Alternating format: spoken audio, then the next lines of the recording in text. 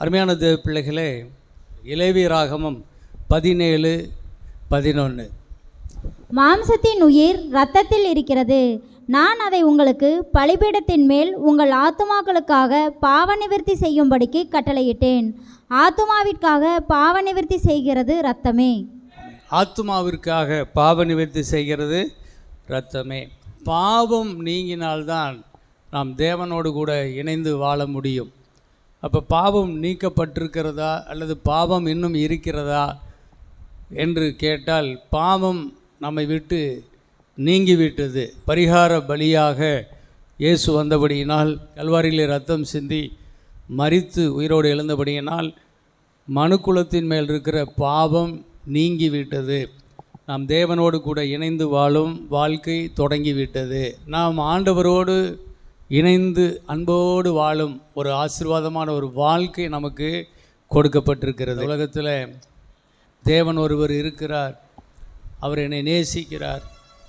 அவர் என்னை உண்டாக்கினார். அவர் என் மேலே அன்பு, பாசம், பரிதாபம் வைத்து என்னுடைய பலவீனங்களை எல்லாம் தாங்கி பொறுத்து என்னை ஆதரித்து அவர் என்னை அணைத்து கொண்டு வழிநடத்துகிற ஒரு அன்பான தேவன் இருக்கிறார் என்று தேவ பிள்ளைகள் வாழும்போது அது எவ்வளோ பெரிய இளைப்பாறுதல்.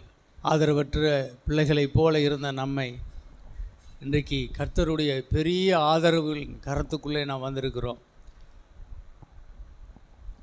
திகையாதே, கலங்காதே, நான் உன் தேவன், நான் உன்னை பலப்படுத்தி நான் உனக்கு சகாயம் பண்ணுவேன், என் நீதியின் வலது கரத்தினால் உன்னை நான் தாங்குவேன். எவ்வளோ பெரிய ஆறுதல்.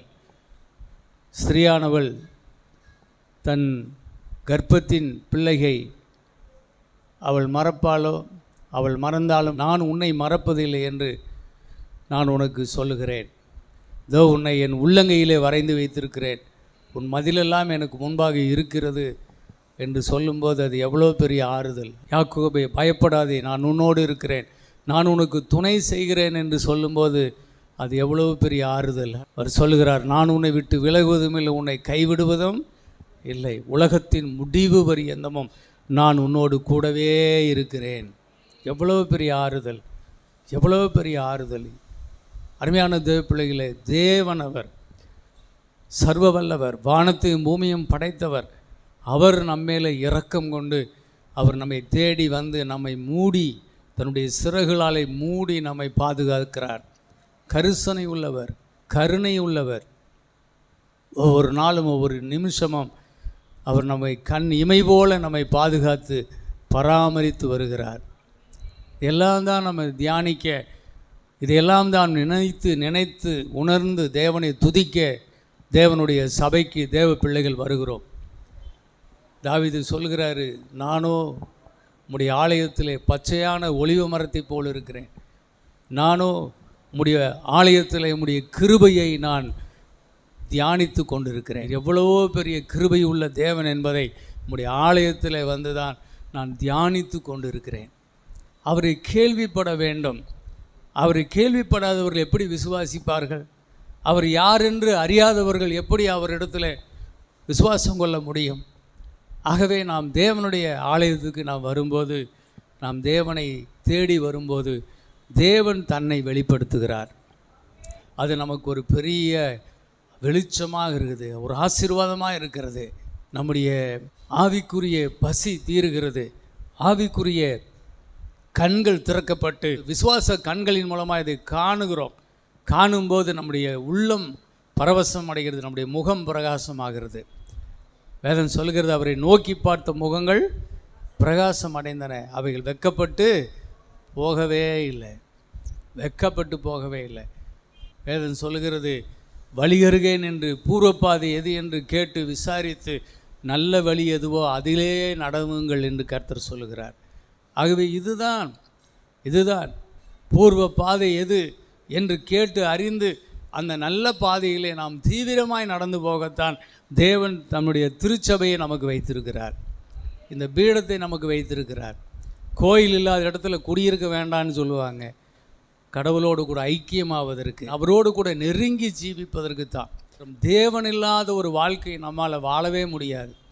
தேவன் இல்லாத வாழ்க்கை வாழ்ந்தது போதும், அது ரொம்ப நரகம். ஒரு தாய் தகப்பன் இல்லாத, தகப்பன் அன்பு, தாய் அன்பு இல்லாத இந்த உலகத்தில், யாருடைய அன்பும் இல்லாத ஒரு பிள்ளை இந்த உலகத்தில் எப்படி தத்தளிப்பாங்களோ அது மாதிரி ஒரு தத்தளிப்பின் வாழ்க்கை தான் தேவனற்ற ஒரு வாழ்க்கை. தேவனோடு வாழ்வது தான் நலமான வாழ்க்கை, நல்ல வாழ்க்கை. நான் அதை தெரிந்து கொண்டேன், நீங்கள் அதை தெரிந்து கொண்டீர்கள். ஆகவே நாம் எல்லாரும் பாக்கியவான்களாக இருக்கிறோம். ஜீவனை கொடுக்குற அன்பிலும் பெரிய அன்பு இல்லை, இரத்தத்தை கொடுத்து காப்பாற்றுகிற அன்பிலும் பெரிய அன்பு இல்லை. கடைசி ஒரு சொட்டு இரத்தத்தையும் நமக்காக சிந்தி கொடுத்து தம்முடைய அன்பை வெளிப்படுத்தினார். அந்த இரத்தத்தில் மட்டும்தான் நமக்கு ரட்சிப்பு இருக்குது. ஆகவே அது நமக்காக கொடுக்கப்பட்டிருக்கிறது. அதற்காக கர்த்தரை ஸ்தோத்திரிப்போமா? ஸ்தோத்திரம். ஆமேன். நன்றி ஆண்டவருக்கு மகிமை. சரிங்க, போன வாரத்தில் விட்ட இடத்துலேருந்து இன்றைக்கி வரேன். ஆதியாகமம் 3ஆம் அதிகாரம் 21ஆம் வசனத்தை வாசிங்க. தேவனாகிய கர்த்தர் ஆதாமுக்கும் அவன் மனைவிக்கும் தோல் உடைகளை உண்டாக்கி அவர்களுக்கு உடுத்தினார். தோல் உடைகளை உண்டாக்கி அவர்களுக்கு உடுத்தினார். தோல் உடைகளை உண்டாக்கவும் இவனுக்கு தெரியாது, உடைகளை உடுத்தி கொள்ளவும் இவனுக்கு தெரியாது. இவன் ஒரு நிர்வாணியாக இருக்கிறான். எல்லாம் இழந்தவன் அவன். ஆவியிலும் ஆத்மாவிலும் சரீரத்திலும் அவன் இழந்தவனாய், ஒரு நாக் அவுட் ஆனவனாய், நிர்வாணியாய் நிற்கிறான். அருமையான தேவ பிள்ளைகளும் மகிமை இழந்தவனாய் நிற்கிறான். பரிதாபமான சூழ்நிலை ஆதாம் ஏவாள். அன்றைக்கு அவர்கள் நிர்வாணிகளாக இருந்தாலும் அவர்கள் வெட்கப்படலை. ஆனால் இந்த பாவம் செய்த பிறகு அவர்கள் நிர்வாணிகளாக இருக்கிறார்கள் என்றால் அவர்கள் வெட்கம் படுகிறார்கள், பயப்படுகிறார்கள், அவர்கள் நிந்தை அவமானம் அடைகிறார்கள். தேவனுக்குண்டாக வர தைரியம் இல்லை. அவர்கள் ஓடி ஒளிகிறார்கள். ஆமாம், ஓடுகிறார்கள். அவர் ஆதாமே ஆதாமேன்னு கிட்ட வந்தால் இவன் என்ன செய்கிறான்? அப்படியே காட்டில் அப்படியே இந்த புதராக ஒளிஞ்சு ஓடுறான். ஏன் ஓடுற ஆதாமே? என்னாச்சு? ஏன் என் முன்னாடி வரமாட்டேங்கிற? ஆண்டவரே, நான் தோட்டத்தில் ஓடி நான் ஒளித்து கொண்டிருக்கிறேன். ஏன் ஒளிஞ்சிட்ருக்கிற? நான் வேண்டாம், இந்த கனியை சாப்பிட வேண்டாம், இதை சாப்பிடும் நாளில் நீ சாகவே சாவா என்று நான் சொன்னேனே, நீ அந்த கனியை சாப்பிட்டாயா? ஆமாண்டவரே, சாப்பிட்டுட்டேன். அதான் பிரச்சனை. மொத்தமாக மனித சமுதாயம், மனித இனம் தேவனை விட்டு விலகிவிட்டது.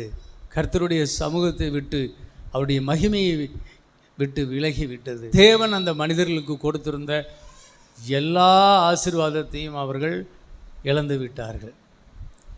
அதான் நிர்வாணம். அருமையான தேவ பிள்ளைகளே, அது ஒரு அறிவு. என்னிடத்தில் இனி ஒன்றுமே இல்லை என்கின்ற ஒரு அறிவு அவங்களுக்குள்ளே வந்து ஆளத் தொடங்கினது. பாருங்கள், அந்த அறிவு ரொம்ப மோசமானது. அந்த அறிவு அவனுக்குள்ளே வந்துடுச்சு. இனிமே நான் எதுக்குமே லாய்க்கில்லை, நான் தோற்று போயிட்டேன், நான் ஒரு நிர்வாணி ஆகிட்டேன், நான் ஒரு அவமான சின்னம் ஆகிட்டேன், இனி நான் இந்த உலகத்தில் நான் வாழவே தகுதி இல்லை அப்படிங்கும்போது என்ன செய்யுது? அடுத்த எண்ணம் மரணம்தான். அங்கே கொண்டு போய் விட்டுருச்சு. அது பரிதாபமான சூழ்நிலை அது. ஆகவே தேவன் அதை மாற்ற தோல் உடைகளை உண்டு பண்ணினார். அப்புறம் அவைகளை கொண்டு வந்து ஆதாமுக்கும் ஏவாளுக்கும் தேவன் உடுத்தினார் என்று எழுதியிருக்குது. போட்டு விடுகிறார். அருமையான தேவ பிள்ளைகளை, ஒரு விஷயம் புரிஞ்சுக்குங்க. அவங்க பாவம் செஞ்சுட்டாங்கிறதுக்காக தேவன் அவர்களை வெறுத்து விட்டு விலகி போய்விடவில்லை. அங்கேயே பரலோகத்திலேயே அவர் அப்படியே அங்கேயே செட்டிலாக இருந்துடல, விட்டுறல, அவங்கள கைவிட்டு விடவில்லை. தேவன் அவர்களை தேடி வந்தார். வந்தது மட்டுமில்லை, அவங்களுக்கு என்ன வேணுமோ அதையெல்லாம் அவர் செய்ய தொடங்கினார். இன்றைக்குமே ஆகாயத்து பறவைகளை கவனித்து பாருங்கள். அவைகள் விதைக்கிறதும் இல்லை, அறுக்கிறதும் இல்லை. அவைகளை உங்கள் பரமபிதா பிழை போட்டுகிறார். காட்டு புஷ்பங்களை கவனித்து பாருங்கள். அவைகள் நூற்கிறது இல்லை, ஆனாலும் அவைகளுக்கு பரமபிதா உடுத்து வைக்கிறார். சாலமோன் முதலாய் தன்னுடைய சர்வ மகிமையிலும் ஒரு நாளும் உடுத்திராத மகிமையான உடையை அந்த காட்டு புஷ்பங்கள் உடுத்தி இருக்கிறது. அவள் எல்லாம் உங்கள் பரமபிதா உடுத்துவிக்கிறார். நீங்கள் கவலைப்படாதிருங்கள். எதுக்கு சொல்கிறார் இதெல்லாம்? ஆமாம், ஒன்றுமே இல்லையே, நான் உன்னை என்ன செய்வேன், நான் உடுக்க என்ன செய்வேன், அந்த கவலை இருக்குது இல்லை, அது ரொம்ப கஷ்டமானது.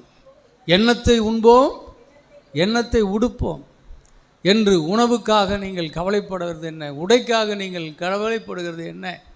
உங்கள் ஜீவனுக்காக நீங்கள் கவலைப்படுகிறது என்ன? இவைகளெல்லாம் உங்களுக்கு வேண்டியவைகள் என்று உங்கள் பரமபிதா ஆமாம் முன்னமே அறிந்திருக்கிறார். உங்கள் பரமபிதா அதையெல்லாம் உங்களுக்கு தருவது அதிக நிச்சயம். ஏனென்றால் நீங்கள் விசேஷித்தவர்களாக இருக்கிறீர்கள். அப்போ அன்னைக்கு மட்டும் இல்லை, இன்றைக்கும் தேவன் இந்த நிமிஷத்திலும் கூட உங்களையும் என்னையும் ஆண்டவர் விசேஷமாய் தான் பார்க்கிறார். இன்றைக்கும் நம்மை கவலையற்றவர்களாக இருக்கத்தான் அவர் வேண்டுகிறார். கவலையற்றவர்களாக இருக்க வேண்டும் என்று தான் விரும்பி நம்மை நேசிக்கிறார், பார்க்கிறார். அவருக்கு எல்லாமே முடியும். அவர் சர்வ வல்லவர். நம்மை ஆதரிக்க, ஆசீர்வதிக்க, நம்மை வழிநடத்த, நம்மை பாதுகாக்க, போஷிக்க, நமக்கு வேண்டியது எல்லாமே செய்து கொடுக்க தேவனால் முடியும். இதை நீங்கள் நம்ப வேண்டும். இதை நம்பி விசுவாசித்து என்னிடத்தில் நீங்கள் இருக்க வேண்டும் என்று தேவன் விரும்புகிறார். ஏனென்றால் உன் விசுவாசத்தின்படியே உனக்கு ஆகும். விசுவாசத்தின்படி தான் உனக்கு ஆகும். நீங்கள் விசுவாசிங்க என்னைய. முதலாவது தேவனுடைய ராஜ்யத்தை, அவருடைய நீதியை தேடுங்க. அப்பொழுது எல்லாம் உங்களுக்கு கூடவே கொடுக்கப்படும், கூடவே கொடுக்கப்படும். அருமையான தேவ பிள்ளைகளே, அப்போது தங்களை தாங்களே மூடிக்கொள்ள முடியாது, தங்களை தாங்களே நீதிமான்களாக்கி கொள்ள முடியாது. அவர்கள் நிர்வாணம் காணப்படாதபடிக்கு தேவனே அவர்களுக்கு தோல் உடைகளை உண்டாக்கி அவர்களை உடுத்தினார், அவர்களுக்கு உடுத்தினார். அற்புதமான ஆண்டவர் பாருங்கள். எப்படிப்பட்ட ஆடை? ஏசாயா புஸ்தகத்தில் 61:10 படிங்க. கர்த்தருக்குள் பூரிப்பாய் மகிழுகிறேன், என் தேவனுக்குள் என் ஆத்துமா கலிகூர்ந்திருக்கிறது. மணவாளன் ஆபரணங்களினால் தன்னை அலங்கரித்துக் கொள்ளுகிறதற்கும் மணவாட்டி நகைகளினால் தன்னை சிங்காரித்துக் கொள்ளுகிறதற்கும் ஒப்பாக அவர் இரட்சிப்பின் வஸ்திரங்களை எனக்கு உடுத்தி நீதியின் சால்வையை எனக்கு தரித்தார். தேவன் பாருங்க எப்படி நம்மை உடுத்து வைக்கிறாரு. மணவாளன் ஆபரணங்களினாலே தன்னை அலங்கரித்து கொள்ளுகிறதற்கும் மணவாட்டி நகைகளினாலே தன்னை சிங்காரித்து கொள்வதற்கும் ஒப்பாக அவர் நம்மை உடுத்து வைக்கிறார். அவர் இரட்சிப்பின் வஸ்திரங்களை எனக்கு உடுத்தி நீதியின் சால்வையை எனக்கு தந்தார். கர்த்தருக்கு ஸ்தோத்திரம். அன்பான தேவ பிள்ளைகளே, அவர் ராஜாங்க, அவர் ராஜாதி ராஜா பிள்ளைங்க. அவங்க நம்ம இன்றைக்கி வெறுமையாக இருக்கிறோம்னா, நம்ம ஒன்றுமில்லாத சூழ்நிலையில் இருக்கிறோம்னா, தேவன் அதற்காக பரிதபிக்கிற தேவன்.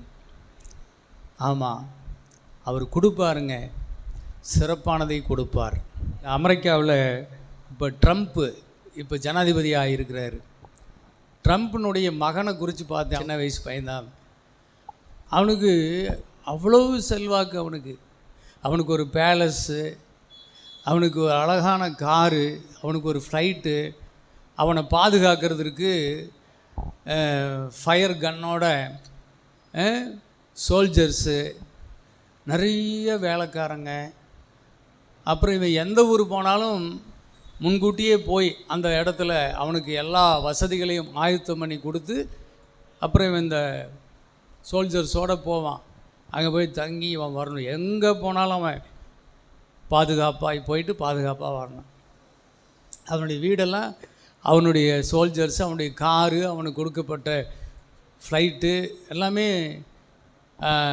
இதில் காட்டினாங்க வீடியோவில். லெட்டின் பாத்ரூம், அந்த பேசின் சுத்தமான பசும் பொண்ணில் செஞ்சுருக்குது, தங்கத்தில்.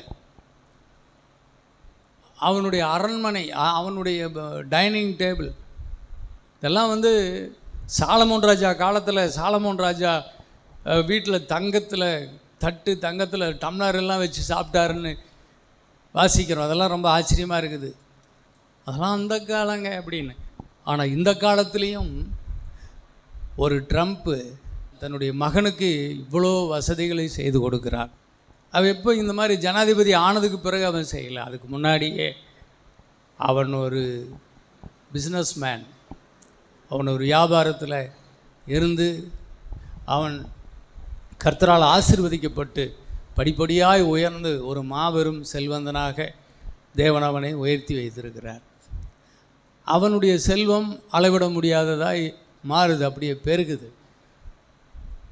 அருமையான தேவ பிள்ளைகளே, அமெரிக்க தேசம் கெட்டுக்கிட்டு இருக்கும்போது ட்ரம்ப் அதை பார்த்து பரிதவித்தான்.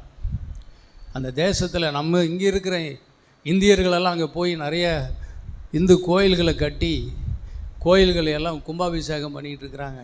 இங்கே போடுற மாதிரி எல்லா கோஷங்கள் அங்கே கத்துது அமெரிக்காவில்.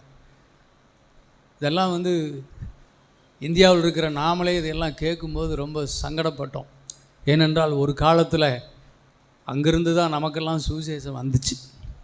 அமெரிக்காவிலிருந்து தான் இங்கே இந்தியாவுக்கு சுவிசேஷம் வந்துச்சு. ஆனால் அந்த அமெரிக்கா இன்றைக்கி ஒரு பயங்கர விக்கிரக நாடாக மாறிக்கிட்டு இருக்குது. அதெல்லாம் கண்டு ட்ரம்ப் மனசில் ரொம்ப வருத்தப்பட்டான். அவன் அப்போவே சொன்னான், என்ன சொன்னான் தெரியுமா? நான் இந்த நாட்டில் ஆட்சிக்கு வந்தால், ஜனாதிபதியாக வந்தால், ஒவ்வொரு ஸ்கூல்லையும் ஒவ்வொரு பள்ளிக்கூடத்துலேயும் வேதாகமத்தை நான் பாடப்புஸ்தகமாக வைப்பேன்னு சொன்னான். ஏன்னா அந்தளவுக்கு இந்த அமெரிக்கா தேவனை மறந்து விட்டது, தேவனை மறந்து விட்டது.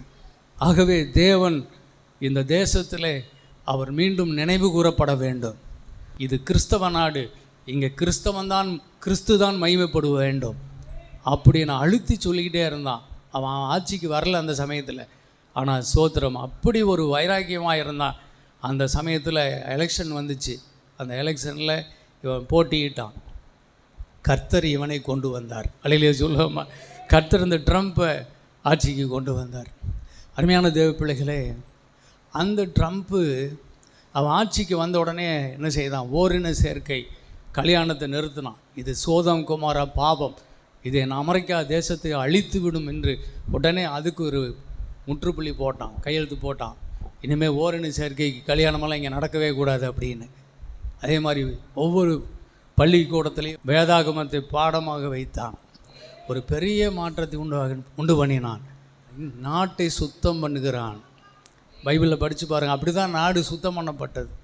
அன்றைக்கெல்லாம் அவங்களையெல்லாம் வெட்டி கொண்டு போடுவாங்க.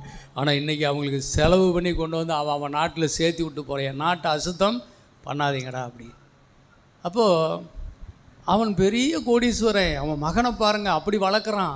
ஆனாலும் ஆண்டவருக்குள்ளே ஐஸ்வர்யம் வந்துருச்சுன்னா கடவுளை விட்டுருவாங்கன்னு சொல்லுவாங்க. இல்லை, ஐஸ்வர்யம் பெருகும்போது அவனுடைய ஆண்டவரை இன்னும் அதிகமாய் தேடுகிறான். அவன் இன்னும் பக்தி உள்ளவன், இன்னும் பரவசமாய் தேவனை தேடுகிறான். தன்னுடைய சொந்த குடும்பத்தை கர்த்தருக்குள் அற்புதமாய் நடத்துகிற ஒரு தேவ மனுஷனாய் அவன் இருக்கிறான். அன்பான தேவ பிள்ளைகளே, ஸ்தோத்திரம். அப்போ பொல்லாதவர்களாகிய நீங்களே உங்கள் பிள்ளைகளுக்கு இப்படிப்பட்ட நல்ல ஈவுகளை கொடுக்க அறிந்திருக்கும்போது உங்கள் பரமபிதா உங்களுக்கு நன்மையான ஈவுகளை கொடுப்பது அதிக நிச்சயம். ஒரு கண்ணுக்கு வெண்ணெய், ஒரு கண்ணுக்கு சுண்ணாம்பு கர்த்தர் வைப்பாரா? ஒரு குழந்தைகளை நல்லா வச்சுக்கிறாரு, ஒரு குழந்தைகளை ரொம்ப கஷ்டத்தில் விடுறாரு. இது எப்படி? ஆண்டவர் அப்படி இல்லை. வேதம் சொல்கிறது அவர் பட்சபாதம் உள்ள தேவனே அல்ல. அவர் எல்லாரையும் ஒரே மாதிரி பார்க்கிறார். எதின் அடிப்படையில் தேவன் அவர்களை ஆசீர்வதிக்கிறார் என்றால் அவர்கள் தேவனை குறித்து எந்த விதமான அறிவுள்ளவர்களாக இருக்கிறார்களோ அந்த அறிவின்படி தான் அவர்களுக்கு விசுவாசம் வரும். அவர்களுக்கு விசுவாசத்தின்படி தான் அவர்கள் தேவ மகிமையை காண்பார்கள். தேவனை குறித்த அறிவு நமக்கு முக்கியம். அதை அறியணும். கேட்கலாய் மாத்திரமல்ல, அதை விசுவாசிக்கணும். விசுவாசித்து அதன்படி செயல்படுகிறவர்களாக இருக்க வேண்டும். அப்பொழுது தான் தேவன் நம்முடைய வாழ்க்கையை ஆசீர்வதித்து உயர்த்துவார். கண்டிப்பாக கர்த்தர் நம்முடைய வாழ்க்கையை மாற்றுவார். அவருக்கு எப்போவுமே ஒரு ஆசை தான். அவர் எளியவனை குப்பையிலிருந்து எடுத்து, எளியவனை சிறியவனை புழுதியிலிருந்து எடுத்து அவனை உயர்த்துகிற தேவன். அவனை பிரபுக்களோடும் அதிபதிகளோடும் ராஜாக்களோடு அவனை அமரப்பண்ணி அழகு பார்க்கிற தேவன். அல்லேலூயா சொல்லுவோமா? ஆமாம். நம்முடைய தேவன் யார் அப்படின்னு தெரிஞ்சுக்கிட்டு தேவனோடு வாழ பாருங்க. தேவனோடு வாழ பாருங்க. தேவனை தேடுங்க. தேவனை தேடுங்க. அவர் இல்லாமல் நம்மால் வாழவே முடியாது. அவர் எவ்வளவு நல்லவர். அவரை சிந்திக்க தான் இந்த வேளையிலே நாம் ஆண்டவர் சமூகத்தில் இருக்கிறோம். பாருங்கள், இன்றைக்கு ஆதாம் ஏவாளுக்கும் தேவன் உடுத்துவித்தார். இங்கே பார்க்கிறோம் அவர் எப்படி உடுத்துவிக்கிறார். மணவாட்டி தன் ஆபரணங்களால் தன்னை அலங்கரித்து கொள்ளுகிறதற்கு போல, மணவாளன் நகைகளினாலே தன்னை சிங்காரித்து கொள்ளுகிறது போல அதற்கு ஒப்பாக தேவன் நம்மை அலங்கரிக்கிறார். இதெல்லாம் மாற்றி விட்டாங்க. கிறிஸ்தவனாக மாறிட்டால் என்ன செய்யக்கூடாது? நல்ல ட்ரெஸ்ஸு கூட போடக்கூடாது. நல்ல ட்ரெஸ் போடுறது கூட பாவம். ரொம்ப அலங்கோலமாக கவர்ச்சியாக இருக்கக்கூடாது. ஆனால் என்ன செய்யணும்? அழகாக இருக்கணும். அலையிலே சொல்லுவோமா, நல்லா இருக்கணும். உயர்ந்த வஸ்திரங்களை கொடுக்கிறவர், உயர்ந்த உள்ளம் தந்து உயர்ந்த வஸ்திரம் கொடுத்து நம்மை அலங்கரிக்க ஆசைப்படுகிறார். சாலமோன் முதலாய் தன் சர்வ மகிமையிலும் ஒரு நாளும் உடுத்தீராத அழகான வஸ்திரம். அலையிலே சொல்லுவோமா, அழகான உணவு. சாலமோனுடைய டேபிள் எப்படி இருக்குது பாருங்கள். அது மாதிரி ஒரு அழகான உணவு தேவன் நமக்கு தருவார். இன்றைக்கி இப்படி இருக்கலாம், ஆனாலும் ஒரு நாள் கர்த்தர் நம்முடைய வாழ்க்கையை மாற்றுவார். அது மாறணும்னா என்ன செய்யணும்? என்னையும் மாற்ற தேவன் வல்லவர் என்று நீ இப்போ விசுவாசிங்கன்னா ஒரு சில காலங்களில் கர்த்தர் அதை மாற்றி தருவார். இன்றைக்கி விசுவாசிக்கணும். இன்றைக்கி விசுவாசி, இன்றைக்கி தொடங்கு. என் வாழ்க்கை எப்போவுமே இப்படியே தான் போகும். நான் ஒரு ஒன்றும் இல்லாதவ, நான் ஒரு நிர்வாணி, நான் எனக்கு எதுவும் இல்லை, எனக்கு ஒன்றுமே இல்லை, அது பேசவே பேசாதீங்க. தேவன் அப்படி விரும்பவே இல்லை. அந்த அறிவு ரொம்ப மோசம். அவர்கள் நிர்வாணிகள் என்று அறிந்த அறிவு ரொம்ப மோசம். அந்த அறிவை, அந்த எண்ணத்தை தேவன் அன்றைக்கே மாற்றினார். அன்றைக்கே அவர்களுக்கு தோல் உடைகளை உண்டு பண்ணி அவர்களை உடுத்தி அந்த எண்ணத்திலிருந்து அவர்களை வெளியே கொண்டு வர முயற்சித்தார். இன்றைக்கி அதே தான் சொல்கிறார். உங்களை ரட்சிப்பின் வஸ்திரத்தினால் உங்களை நான் உடுத்தி என் நீதியின் சால்வியை உங்களுக்கு நான் தந்தேன் என்று சொல்லுகிறார். அவர் ரட்சிப்பின் வஸ்திரங்களை எனக்கு உடுத்தி நீதியின் சால்வையை எனக்கு தந்தார் என்று சொல்லுகிறார்.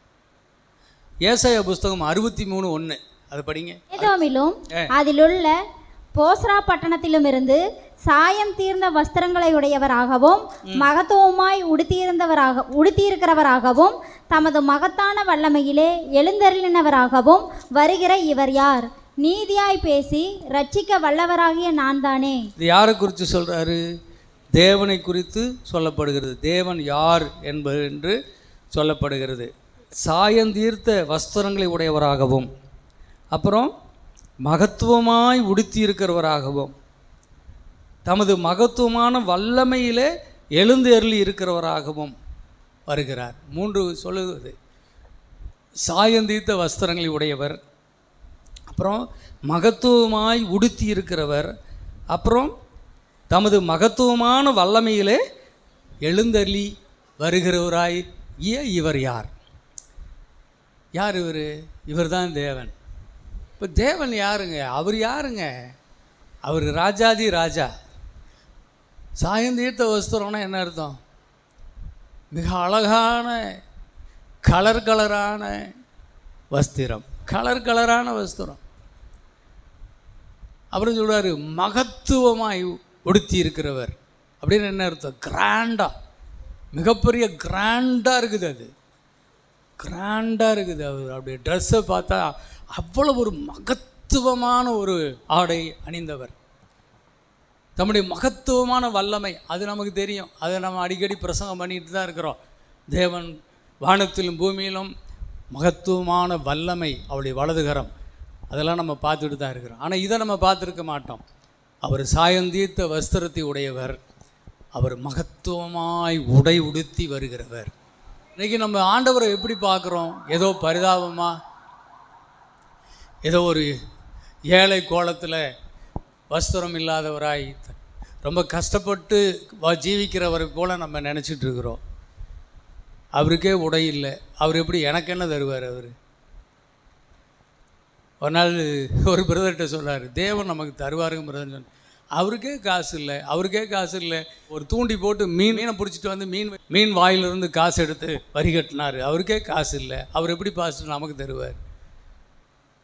இதெல்லாம் என்னென்னா, நம்ம இப்படி தேவனை இப்படி பார்த்து பழகியாச்சு. அவர்கிட்ட ஒன்றும் இல்லை, அவர் நமக்கு எப்படி தருவார்? அவர் எப்படி வாழ்ந்தார்?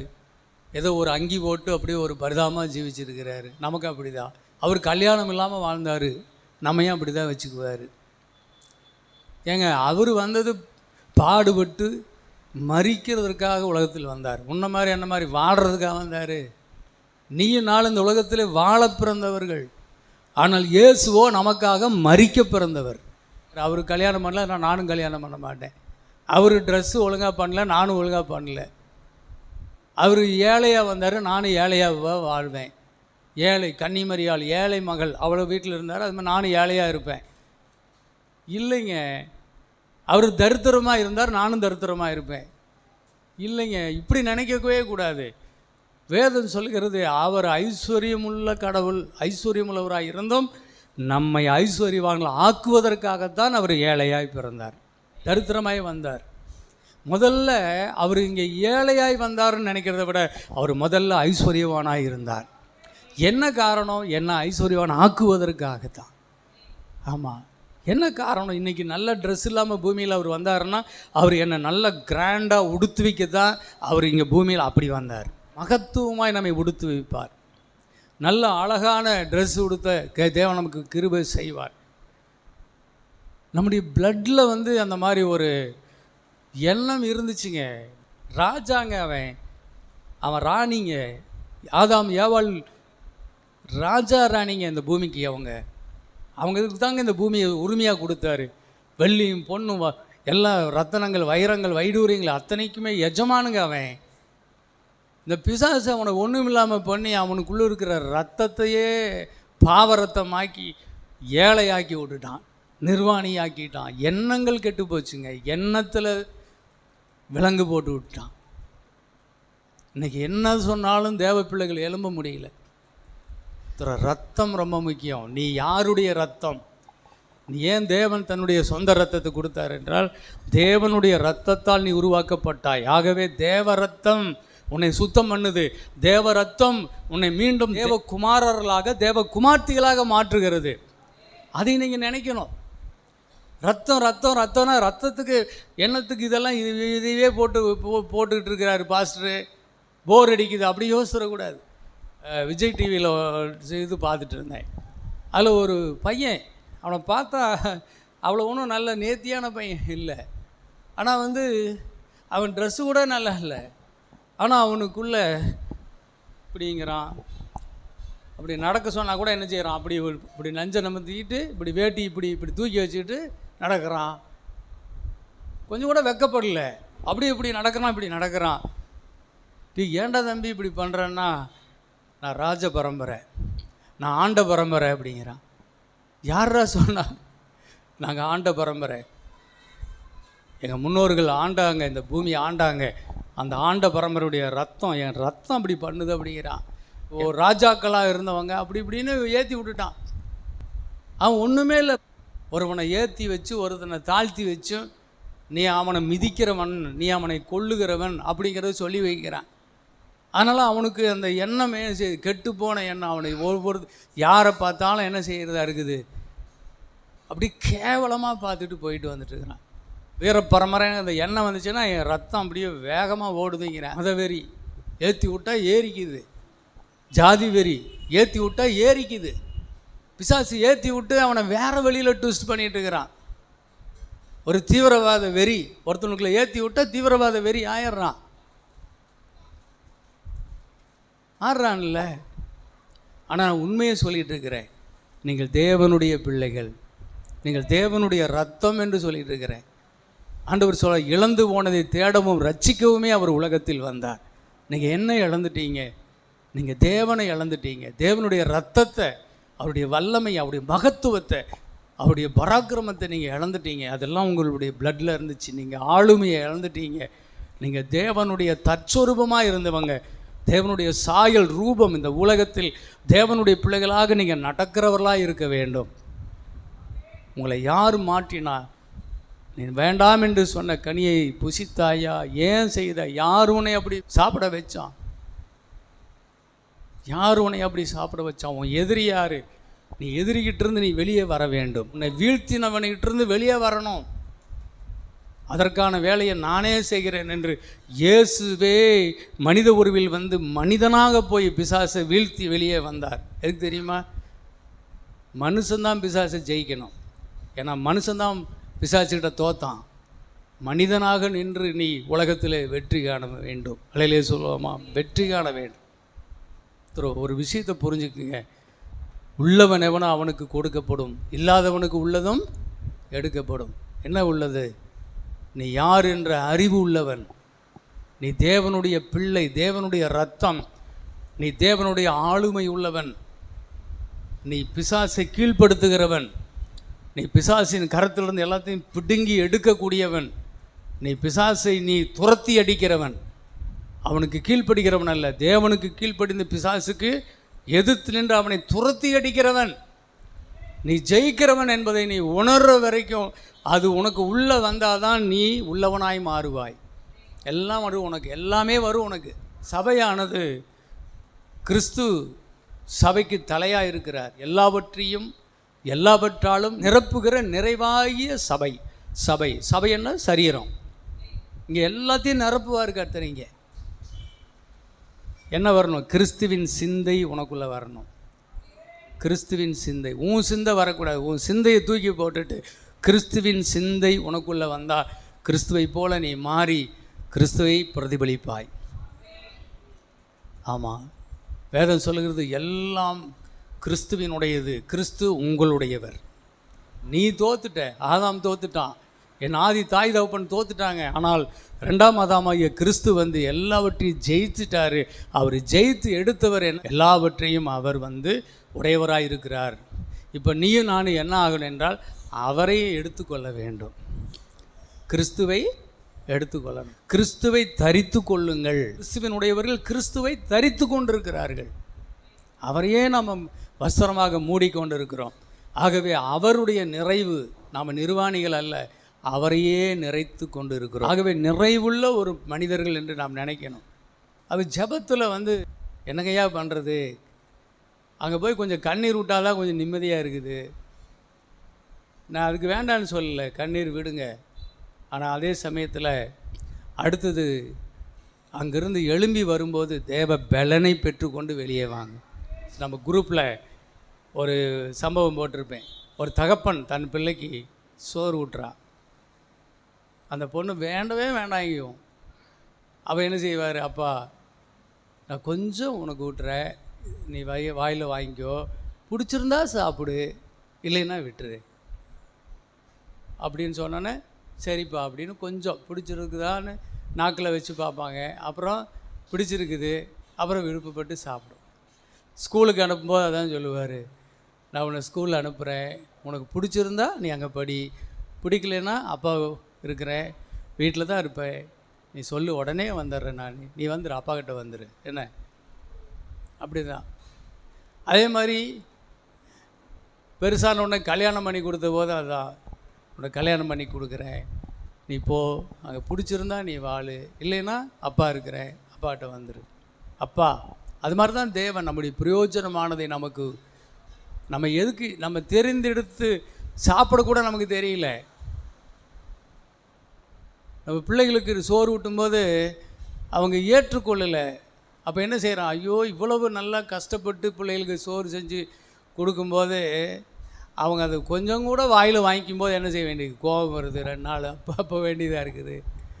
அடித்து ஊட்டுனா பிள்ளைகளுக்கு அப்பா அம்மா மேலே வெறுப்பு வருது. அந்த வெறுப்பை கடைசி வரைக்கும் வச்சுக்கிட்டு இவன் மோசம் அப்படின்னு மனசில் ஆழமாக பதிஞ்சுக்கிட்டு அப்பா கூட பிள்ளைங்க சேர்றதில்லை. ஒரு ட்ரெஸ் எடுத்து கொடுக்க கடைக்கு போனால் கூட அவங்களுக்கு ஒரு நல்ல ட்ரெஸ்ஸாக பார்த்து எடுத்து கொடுக்கலான்னா கூட பிள்ளைங்க நம்ம மேலே இருக்கிற வெறுப்பில் நம்முடைய செலெக்ஷன் அவங்களுக்கு பிடிக்கிறதில்ல. பிடிக்கலைன்னா கூட பரவாயில்ல போட்டுக்கோ, அப்புறம் வேணால் நீ கழட்டிடு. ஒரு பிள்ளை அப்படி தான், அப்பா எடுத்த ட்ரெஸ்ஸு வெறுப்பாக இருக்குது போட்டுட்டு போனால், ஆனால் போகிற பக்கம் எல்லா பக்கம் என்ன செய்கிறாங்க? ஐயோ இந்த ட்ரெஸ்ஸு நல்லா இருக்குது, உனக்கு நல்லா இருக்குது அப்படிங்கிறாங்க. அப்போ யோசிக்கிறான், இது என்னது, இது நல்லாவே இல்லைன்னு போட்டுட்டு வந்தால் நான் எல்லாருமே இதுதான் நல்லா இருக்குதுன்னு சொல்கிறாங்க. அப்போ நமக்கு அப்பா நல்லது தான் செய்கிறாரு, அப்பா நமக்கு நல்ல செலெக்ஷன் தான் கொடுக்குறாரு. ஆனால் நம்ம தான் என்ன செய்கிறோம், அப்பாவை வெறுக்கிறோம். அவருக்கு பிடிச்சதை எடுத்து கொடுத்தா சாப்பிட்றதில்ல, அவருக்கு பிடிச்சதை கொடுத்தா உடுத்திக்கிறதில்ல, அவருக்கு பிடிச்ச கல்யாணத்தை பண்ணி வைக்கலான்னா அவருக்கு ஒத்து போகிறதில்ல. அருமையான தேவ பிள்ளைகளே, உலகம் அப்படி தான். இப்படி தான் தேவனும் என்ன செய்கிறாரு, நம்மை கட்டாயப்படுத்துறதில்லை. கட்டாயப்படுத்தினா கண்ட்ரோல் பண்ணி நமக்கு அடித்து கண்ட்ரோல் பண்ணி வளர்த்துனா அது அவருக்கு விருப்பமே இல்லை. இன்றைக்குமே இந்த உலகத்தை தேவனை என்ன செய்கிறார், அன்பினால் தான் ஊற்றிக்கிட்டே இருக்கிறார். அன்பு தான், பாசம்தான். கலாத்தியரில் வாசிக்கிறபடி அன்பினால் கிரியை செய்கிற விசுவாசமே உதவும், வேறு எதுவுமே உதவாது.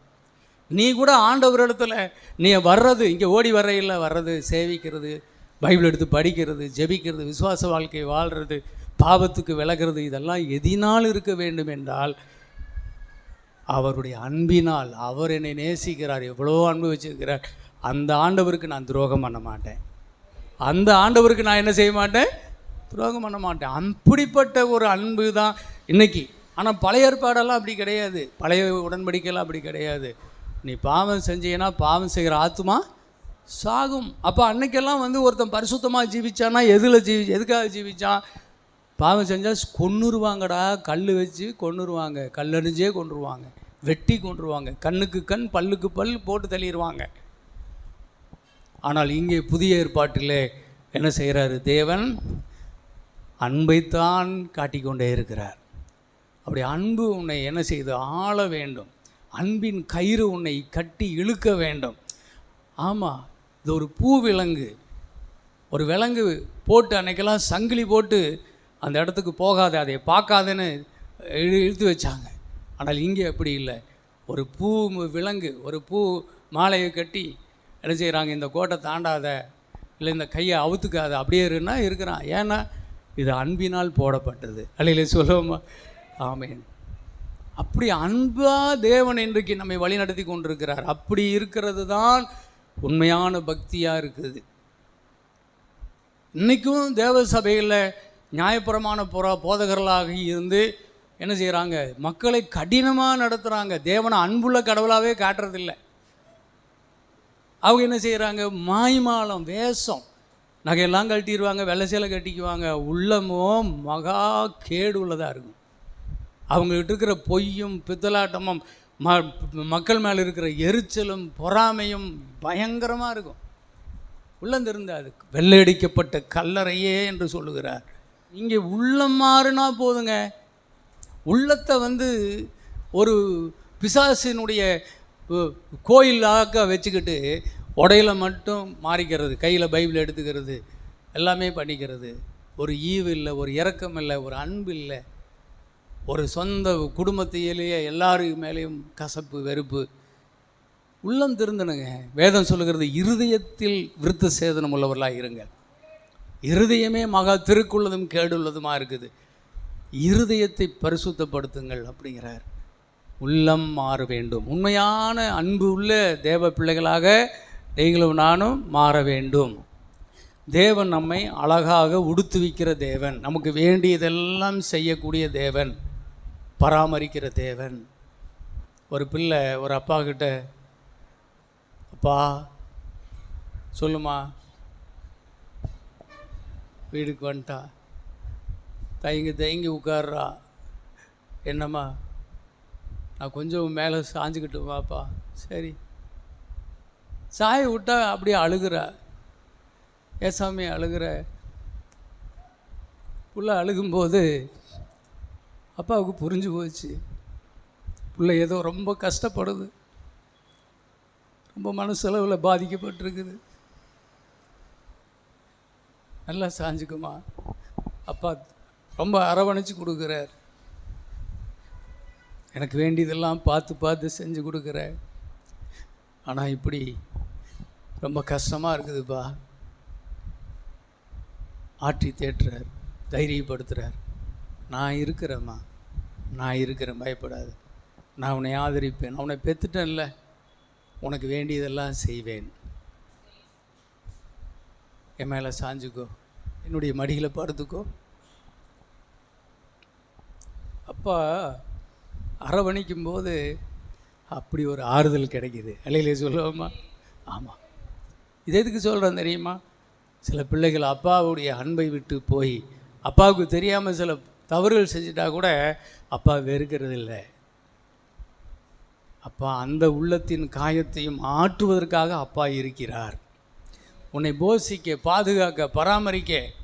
அது மட்டுமல்ல, நீ துயரப்படும் போது, நீ அல்லல் படும்போது, நீ கண்ணீர் வடிக்கும் போது கூட உன்னை ஆற்றி தேற்றி உன்னை திடப்படுத்தி தைரியப்படுத்தி அப்பா இருக்கிற ஓடு, தைரியமாக போ, பார்த்துக்கலாம் போ, அந்த பிரச்சனையை ஜெயிச்சிடலாம் போ, நான் இருக்கிறேன் போ சொல்லி அனுப்புகிறார்ல, அதுதான் அப்பா. அல்லையிலே சொல்லுவோம்மா?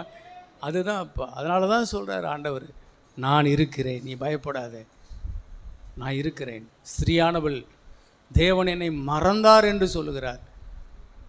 இல்லை, சீயோனோவினால் தேவன் என்னை மறந்தார் என்று சொல்லுகிறார். இல்லை, நான் உன்னை மறப்பதே இல்லை என்று சொல்லுகிறார். ஸ்திரீயானவள் தன் கர்ப்பத்தின் பிள்ளையை, பால் கொடுக்கிற தன் கர்ப்பத்தின் பிள்ளையை அவள் மறப்பாளோ? அவள் கூட மறந்துடுவாளா? நான் உன்னை மறப்பது இல்லை. எப்பவுமே நமக்கு அன்பு செலுத்துகிற, அரவணைக்கிற அந்த தெய்வீக பாசத்தை என்றைக்குமே மறந்துடாதீங்க. அதனால தான் முதல்ல என்ன செய்கிறாரு? உன் தகப்பனையும் தாயையும் கனம் பண்ணு. அவ தெரியும், உனக்கு என்னுடைய அன்பு என்னன்னு தெரியும். அப்பாவையும் அம்மாவையும் கனம் பண்ணுனா என்ன செய்யும்? அதில் தேவ அன்பு என்னன்னு தெரியும். என்ன பிரதிபலன் உங்கள்கிட்ட எதிர்பார்த்து செய்கிறாங்க? உனக்கு அன்பு செய்கிறாங்கல்ல, வெளியில் போய் பாரு, யாராவது செய்வாங்களா? இங்கே தெரியும். இதை நீ புரிஞ்சுக்கிட்டீங்கன்னா நீ தேவனிடத்தில் அன்பாக இருப்ப. நீ தேவனிடத்தில் அன்பாக இருந்தீங்கன்னா வேதம் சொல்கிறது, நீ பூமியில் நன்றாக இருப்பாய், உன் ஆயுசு நாட்கள் பூரணப்படும். நீ பூமியிலே நன்றாக இருப்பாய், உன் ஆயுசு நாட்கள் பூரணப்படும். அவர் பூமிங்க, அவர் எல்லாம் உடையவர். அவர் இழந்து போன எல்லாத்தையும் மீட்டு அவர் வச்சிருக்கிறாரு. அவரிடத்துல சேர சேர எல்லாவற்றையும் நமக்கு பாஸ் பண்ணிக்கிட்டே இருப்பார். நம்ம பெற்று சந்தோஷமாய் வாழ்வோம். அவர் தம்முடைய சொந்த குமார் என்று பாராமல் அவரையே தந்தவர். அவரோடு கூட மற்ற எல்லாவற்றையும் நமக்கு தராதிருக்கிறது எப்படி? சொல்லுங்கள். எல்லாம் எனக்கு தருவார். அவரை தந்தார்ல, அவரோடு கூட எல்லாத்தையும் தருவார். சொல்லுங்கள். அவரை தந்தார், அவரோடு கூட எல்லாம் எனக்கு தருவார். ஆமென். நன்றி ஆண்டவரே. ஜெபம். எங்கள் அன்பாக நேசிக்கிற பரலோக பிதாவே, இந்த தேவ செய்தியை உடைய பிள்ளைகளுக்கு ஆசீர்வதித்தார். நாங்கள் நிர்வாணிகள் அல்ல, நாங்கள் எல்லாம் இழந்தவர்கள் அல்ல.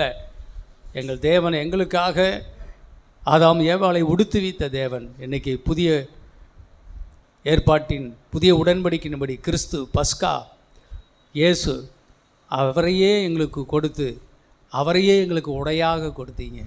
அவரோடு கூட எல்லாவற்றையும் எங்களுக்கு கொடுக்காதிருக்கிறது எப்படி? இயேசுவையே கொடுத்தவர், அவரோடு கூட அவருக்கு சொந்தமான எல்லாவற்றையும் எங்களுக்கு தருவீர். நாங்கள் இல்லாதவர்கள் அல்ல, உள்ளவர்கள். இயேசுவை உடையவர்கள், இயேசுவை உடையவர்கள், எல்லாவற்றையும் உடையவர்களாக எங்களை மாற்றுகிறதற்கு நீர் வல்லமை உள்ளவர். நாங்கள் நிர்வாணிகள் என்ற அறிவு எங்களை விட்டு விலகட்டும். நாங்கள் தேவனை உடையவர்கள் என்ற அறிவு எங்களுக்கு பெருகட்டும், பெருகட்டும், பெருகட்டும். தேவன் எங்களை ஆசீர்வதியும். இயேசுவின் நாமத்தில் பிதாவே, ஆமென்.